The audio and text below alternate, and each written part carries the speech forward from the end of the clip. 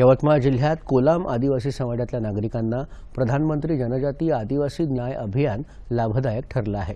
इथल्या तुळशीदास खडगी यांना योजनेतून घरात 25 रुपयात वीज उपलब्ध झाली आहे। यवतमाळ जिल्ह्यात गोंड, कोलाम, प्रधान, आंध अशा आदिवासी जमाती मोठ्या प्रमाणावर राहतात। यातली सर्वात जास्त मागासलेली मानली जाणारी जमात म्हणजे कोलाम। गरिबी आणि निरक्षरतेमुळे हा समाज मोलमजुरी करून आपला उदरनिर्वाह करतो।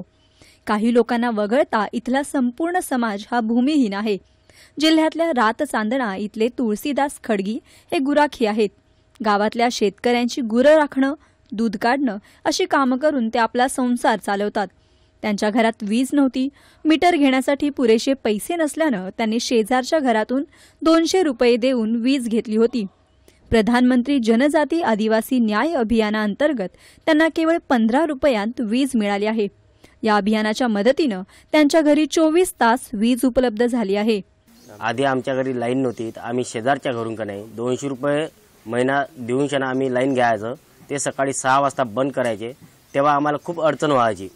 पण आता आमच्या घरी का नाही 15 रुपये मीटर म्हणून मीटर दिला आहे। आता आम्हाला 24 तास वीज मिळत आहे। आम्हाला खूप आनंद होत आहे। या योजनेतून यवतमाळ जिल्ह्यातल्या जवळपास 600 कुटुंबांना 15 रुपयात विद्युत जोडणी करून दिल्याचं महावितरण कंपनीचे अभियंता संजय खंगार यांनी सांगितलं।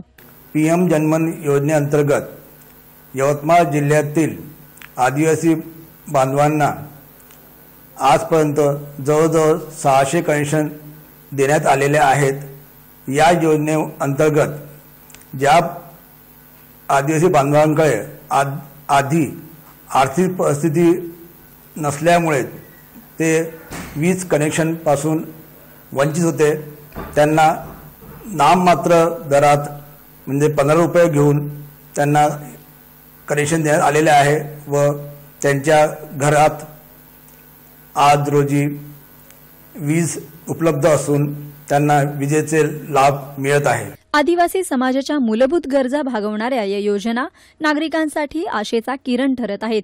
या योजनेमुळे गरिबीच्या अंधारात राहणाऱ्या या कुटुंबांना प्रकाश मिळाला आहे। दूरदर्शन बातम्यांसाठी आनंद कसंबे, यवतमाळ।